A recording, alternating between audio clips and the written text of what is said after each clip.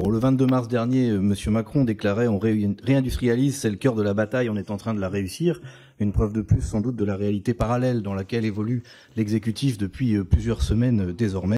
En effet, à rebours de l'autosatisfaction, la part de l'emploi du secteur industriel dans l'emploi salarié total n'a jamais été aussi basse dans notre pays, puisqu'on est à moins de 11% aujourd'hui, et elle s'est encore dégradée sous le premier quinquennat d'Emmanuel Macron. Alors, avec ce plan France 2030, l'objectif, c'est de réindustrialiser notre pays, de soutenir la transition écologique, de décarboner le pays, de moderniser la santé, l'automobile, l'agriculture, relancer la culture, donner au pays une avance internationale dans l'espace, dans les fonds marins, etc. Mais tout cela en concédant d'y accorder un budget total inférieur à 0,5% du PIB par an. Il y a loin de la coupe aux lèvres, et en tout cas entre l'ambition affichée et les moyens soulevés.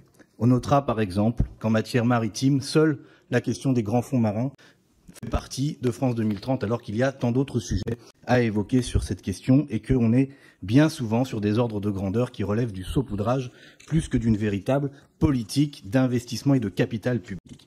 Au demeurant, tout cela relève beaucoup du macronisme tel qu'on le connaît. Rien sur la conditionnalité sociale de ces aides publiques qui alimentent des profits qui sont redistribués aux actionnaires sans autre conditions pour les salariés. Rien contre un certain nombre de dispositifs de financiarisation de l'économie qui favorisent le court terme au détriment de l'indépendance nationale et du long terme.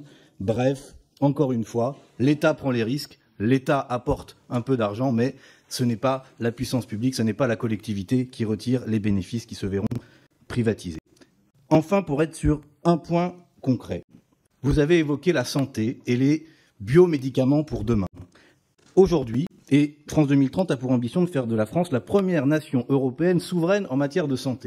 La question est posée à notre pays aujourd'hui, pas seulement pour les médicaments de demain, mais pour ceux d'aujourd'hui, qu'il s'agisse du paracétamol, qu'il s'agisse des pilules abortives, qu'il s'agisse d'autres médicaments absolument indispensables à la santé des Français.